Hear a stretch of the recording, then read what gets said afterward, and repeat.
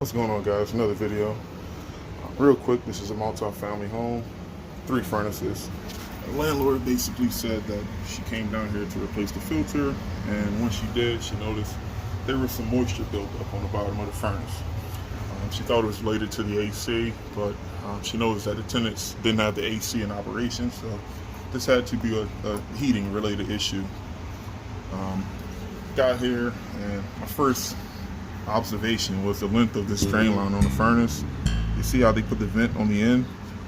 Ideally, you want the vent on your furnace drain lines to be probably within 3 or 4 inches of the opening.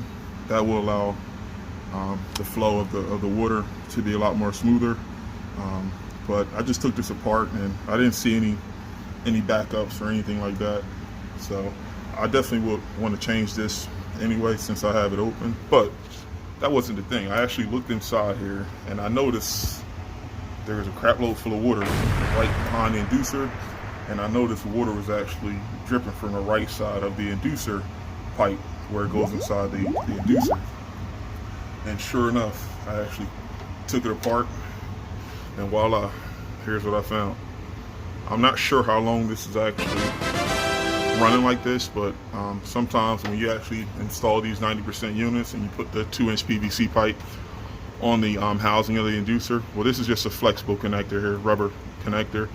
But if you're not careful with installing these, you can pierce the rubber.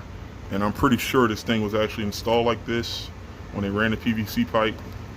They didn't actually look around the flange to make sure everything was out, but they actually bent it in, and as a result, water was dripping outside this rubber connector here, and that is what eventually caused it to leak on the bottom of the furnace. So I told the customer, no matter what, we definitely would recommend maintenance here.